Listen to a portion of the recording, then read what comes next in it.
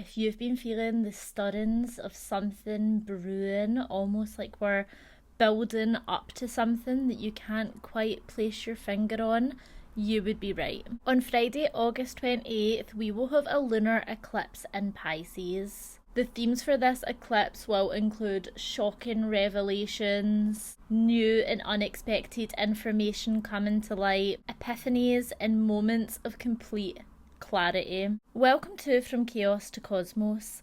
I'm Christy, your guide, and helping you to find your own personal, perfect cosmic order. Pisces is ethereal and otherworldly.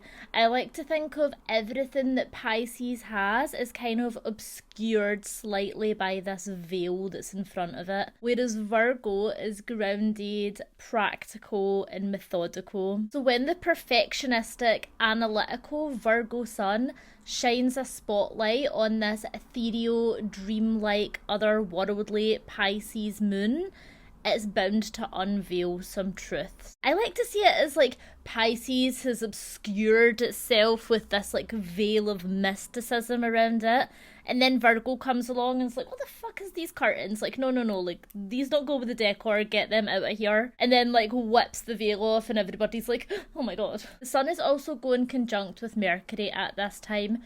Now, Mercury is the messenger of the gods. He is all about delivering information and, you know, he's a little gossipy. Mercury's kind of like, oh my god, have I got tea for you? And then the Virgo sun takes this information and shines it over onto the Pisces moon. Not only that, the sun, moon, and Mercury are also square Uranus. If you're wondering what the issue is, it's your literal anus. Your anus is literally causing all of these problems. So Uranus is like literally the epitome of expect the unexpected. It is shocking turns of events, sudden change, unpredictability, and just when you think that you can predict what is going to happen when he's in the mix, you essentially like you just can't. So with Uranus and Mercury and the sun and the moon, like, just expect some shit to go down, okay? Now, you should know by now that I am all about co-creating with the cosmos, so I am not here to fearmonger or make people feel like their life is going to be entirely wrecked at this lunar eclipse, because that's simply not the case. Personally, I think that when we have hold of this cosmic information,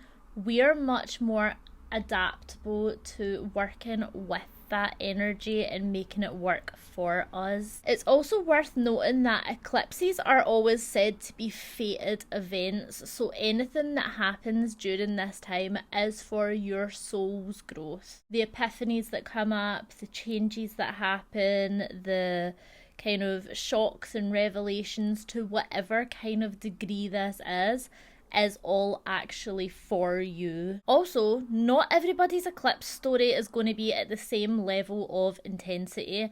For some people, sure, it might be like a huge, massive life upheaval, but for others, it is going to be way more subtle than that. And we can kind of see that with the Pisces full moon. So Pisces is a very subconscious, internal, like dream-like sign. It's all about your kind of inner world and this connectedness that we have. So a lot of these truths that are uncovered, revelations that are being had, epiphanies that come to light, might be to do with yourself. It might not even be such an external thing. It might be a realisation that you have within you. And again, sudden change and upheaval is not always a bad thing. Essentially, Uranus, if he was a tarot card, he would be the Tower, and everybody hates to see the Tower come up. But the Tower only really wipes away anything that wasn't stable, anything that wasn't meant to be long-lasting, and anything that wasn't really working for you. So yes, I will admit it's not my most favourite card in the deck to see coming up for myself either, but there's this kind of energy of trusting that these fated events are for you. I always like to say, remember that things are happening for you, not to you, even when it seems like they're shit. And there's no denying that we are allowed to feel frustration, or we are allowed to feel exhaustion, or we are allowed to feel like depleted or let down when certain things happen. but it's maintaining that connectedness to your faith, whatever your faith looks like, if that's the cosmos, if that's your higher self, even if that's like some kind of like religion or whatever. It's maintaining the faith that this is all for some bigger picture reason. And if you're anything like me, you might have been feeling this kind of tension build up. The energy feels very, very heavy. It feels very, like, to me, it's been feeling like sitting on the edge of your seat kind of energy. Now, it is worth saying that I am a Sagittarius rising, so it might be impacting me more. It's going to impact like the mutable signs a little bit more. And I do like to think of myself as very like connected to the cosmos. I am very in tune with the cosmic energy of the moment. So maybe I am feeling it quite a lot. But a lot of people that I talk to have been telling me that they feel very emotionally drained. They feel really, really tired. They just feel really sluggish and heavy or on edge or anxious. And this to me has been really building up since the solar eclipse that we had in Leo on, I believe it was like the 12th of August. But this particular Pisces lunar eclipse story is actually going back 2 years ago to September of 2024. So the exact date I believe was September 18th for my time zone. Might be September 17th for some others. And back then we also had a Pisces lunar eclipse. This kind of began this kind of 2-year journey that we've been on from that eclipse to this one. So you can kind of think of this as like a closing chapter to the past 2 years. So I find it quite helpful to look back on where I was 2 years ago and the life lessons that I've gone through, particularly the things that I thought I would never get over, but I have. In the last 2 years for me has been wild. Like, I have had some of the best times of my life in the past 2 years, and truly some of the worst times of my life in the past 2 years. A lot of themes for me have been around relationships and really, really happy moments. Like I got married, which is probably like the best thing of the past 2 years. But other than that, I've also faced some really deep themes of a lot of grief, a lot of sadness, a lot of really, really heavy stuff that for me to sit here and be like, but it's okay now, like that doesn't really actually ring true. Yes, I like survived and I do feel like I'm stronger for it, but that's still painful to look back on and think of those experiences, and it's still something that's impacting me now. So if you look back on your past 2 years and there is moments like this, now is like a really good time to nurture those things and lean into those things and almost think of it as a time of tending to yourself, is how I like to think of it. We have just stepped into Virgo season, and Virgo is very all about like your health, your day-to-day acts of service and such. So I kind of like to think of this time as bringing that energy to yourself. So how can you support yourself in your little day-to-day moments? How can you find little pockets of nourishment as you move throughout your day? How can you take on like the Pisces kind of grand scheme, grand theme things that have gone on over the past 2 years and acknowledge them? Don't run away from them. Don't try and toxic positivity your way through them if there have been some really, really tough times, but instead take them, accept them, acknowledge them, and then using the Virgo energy help to tend to them, almost like seeing where these maybe potentially hurtful things have happened to you, or things that have maybe like changed your perception on spirituality, things that have changed your mind, things that have changed your life, and where that has led you to now. And then taking the Virgo energy and making a conscious effort to move forward in your day-to-day in the ways that feel like the version of you that you are now. No matter whether what I'm saying here rings true to you, maybe you have had a wonderful 2 years and like nothing bad has happened and it's all been like rainbows and sunshine and it's been like amazing.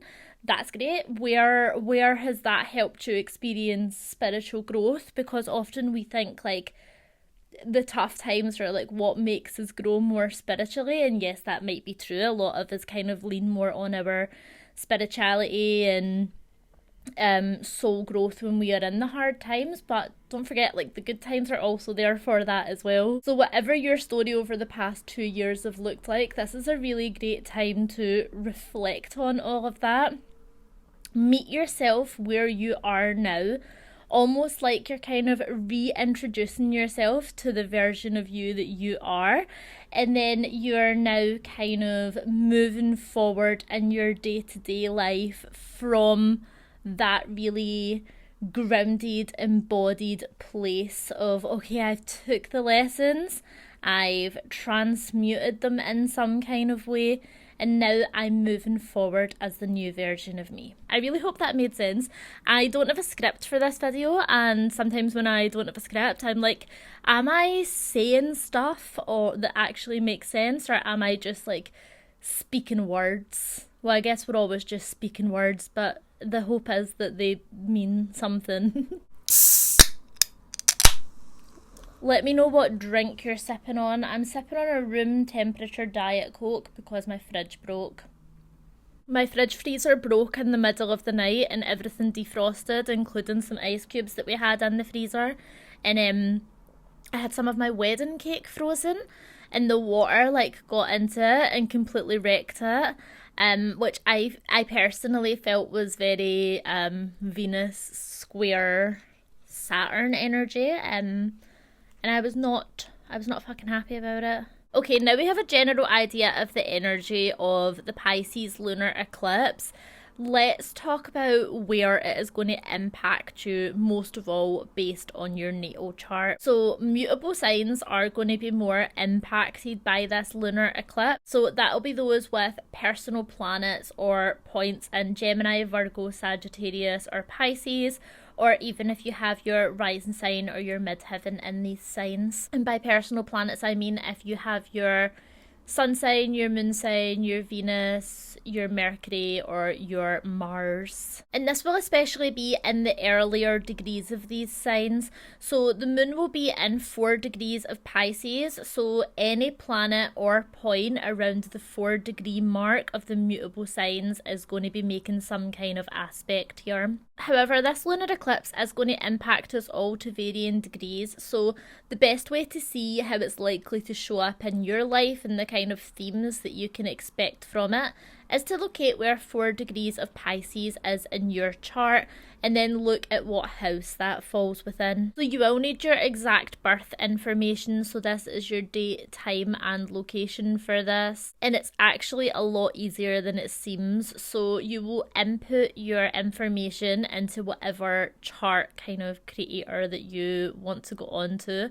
Personally, I quite like to use astro.com. You will input your data and then on the wheel, you're going to look for the sign of Pisces. So on a natal chart, we go in an anti-clockwise motion. So that first little section that you see of Pisces there, this is going to be the area that we are looking at. And then you're going to see like what slice of the pie this 4-degree section falls. So that little slice of the pie is your house number. So whatever number that is, you are going to listen into that. Or if you use whole sign houses, that's a little bit easier because you can go straight to whatever your rising sign is, and then I will just tell you what house it falls in your chart. If this lunar eclipse is happening in your first house, potentially you are a Pisces rising. The themes of this are going to be really all about you. It's all about yourself. It's all about who you are in this world. So this includes your appearance, your personality, your body, and your general sense of self. If it falls in your second house, maybe you are an Aquarius rising. So for you, this is going to be around money, material possessions, and also self-worth. So the second house it's really all about like the physical and the tangible, but it's also about the things that we acquire because we believe that we deserve to acquire them. So what our self-worth allows us to manifest. If this lunar eclipse is happening in your third house, you might be a Capricorn rising. And for you, this is going to be really impacting areas of communication. So this is communication of all kinds, spoken word communication, your emails, your phone, all of that, how you give information, how you receive information. And the third house is also linked to family members, so such as siblings, cousins, aunts, uncles, neighbours. I would even say that sometimes workmates would fall into this category as well. Kind of people that you're close with, but they're not like your mum, your dad, your child, or your partner. If this eclipse is happening in your fourth house, or you are a Sagittarius rising, then this is going to be impacting your home life. So yeah, the fourth house is all about your home environment, but not just like your physical home. It's also how you feel at home, how you make yourself feel comforted, how you make yourself feel nurtured. It's often thought to be about the mother, so that is the mothering experience, on how you allow yourself to be mothered by others and how you mother others also. If this eclipse is happening in your fifth house, then you might be a Scorpio rising. Now, the fifth house is all about romance, pleasure, sex, creation, children. It's everything that you do for the joy of doing it and for the sake of creation. So this could be impacting your relationship to children, your relationship to creativity, or your relationships, particularly your more romantic relationships that are more like I would like the fifth house is more like either situationships or more casual, fun, sexual relationships rather than marriages and stuff. However, it can also show up in marriages, but in like the areas of sex, creation, the kind of fun, the flirtation, and all of that. If this lunar eclipse is happening in your sixth house, you might be a Libra rising. So the sixth house is all about your day-to-day. So your day job, your acts of service, your health, your well-being. It's all the kind of mundane day-to-day things that actually make up your life. This house has like massive Virgo energy to it here, so it's very the routines that you do, your to-do lists, what you do for work, who you are in the world, all of this. The more, I guess, what you would call more mundane aspects of life. But this also does include your health and your physical body and the things that you do to take care of your health and your physical body. If this lunar eclipse falls in your seventh house, you are maybe a Virgo rising. So your seventh house is all about your partnerships, marriages, contracts, bonds, like more serious contractual relationships, not always romantic. Sometimes it can be partnerships. I would say even very close friends as well. It is the kind of other people in your life, the people who act as a mirror to you. Again, like contractual obligations, all of that stuff would fall into the seventh house. If this lunar eclipse falls into your eighth house, you are maybe a Leo rising. So the eighth house is all about transformation, rebirth. It's also shared resources. So this is things like inheritance, or even things that's like money that's like maybe like your money but not really your, like for instance, like if you have like a mortgage or like a loan or something like that, or money that's like in the bank. This house is also deeply spiritual. It's also about like karma from your past lives. It's about rebirth, transformation, That's like the life, death, rebirth cycle. If this lunar eclipse is falling into your 9th house, you might be a Cancer rising. So your 9th house is all spirituality, philosophy, long distance travel, learning from other cultures, how we teach others, our higher education, our belief systems and such. If this lunar eclipse is falling into your 10th house, you might be a Gemini rising. So your 10th house is all about your career, your legacy, your reputation. Whereas I know we spoke about the 6th house being like your day job, but your 10th house is more about like your career, like the mark that you want to leave in this world. So like kind of what you would be like known for, what your mark that you're making on the world is, and what your public reputation looks like. If this lunar eclipse is falling into your 11th house, you might be a Taurus rising.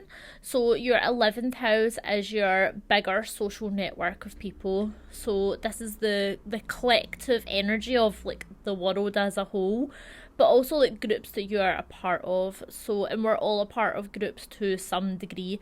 So maybe it is the country that you live in, the school that you go to, the workplace that you're in, even down to smaller scale stuff like, I don't know, maybe you're like part of like a neighbourhood watch or something like that, the yoga studio you go to, and then also it is online platforms and networks of people as well. If this lunar eclipse is falling into your 12th house, then you might be an Aries rising. And your 12th house is all about the subconscious mind. It's a very Piscean house.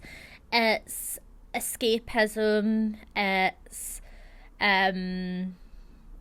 like, again, things that's kind of like hidden behind the veil. It's dreams. It's illusions. It's also thought to be the house of hidden enemies. So hidden enemies sounds a little bit ominous, but it can also be like, so it can be like literal hidden enemies, like some little snake in the grass, or it can be like you rip the Scooby-Doo mask off and it's actually yourself, and it's like the cycles that you're stuck in that is like your hidden enemy.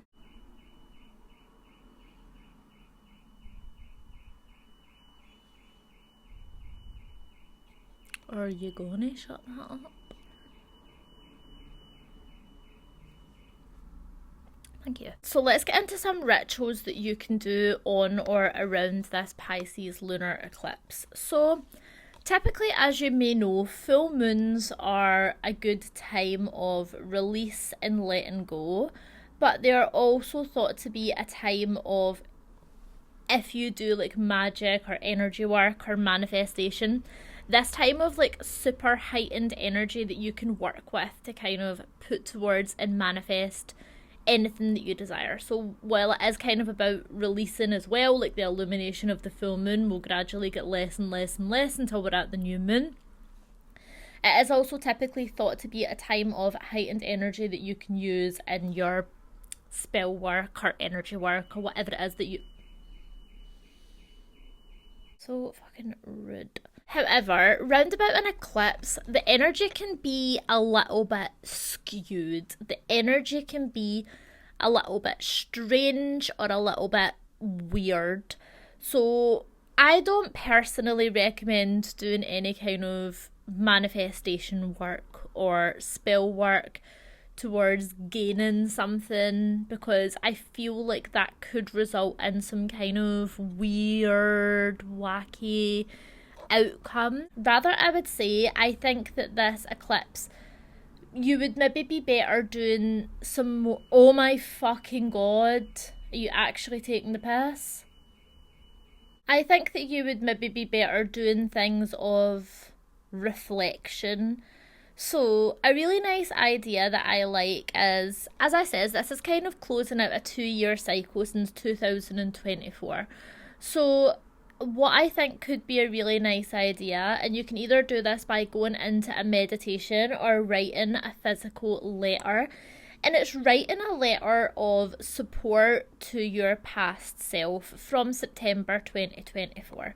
So it's kind of taking account of all of the things that you have been through in the past 2 years and writing a letter to this past version of you, letting them know that everything is going to be all right, letting them know how even through the challenges they've managed to come through and they're still going strong and they're still like going at it, and like that things will get better. You can also write to them and let them know about the amazing things that they have like experienced as well, and be like, okay, like, yes, you like lost this job, but then you got this amazing new opportunity, or yes, this relationship ended, but actually it ended up for the best because for whatever reason, whatever it is. I kind of like to think of it as, if I go back to myself in 2024 and I think of all the things that I've been through from then until now,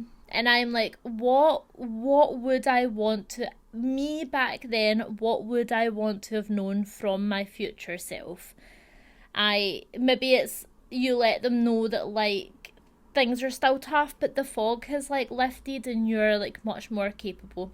Maybe you tell them, I don't know, like just tell them that like they're fucking amazing and strong and they're going to like get through all this shit.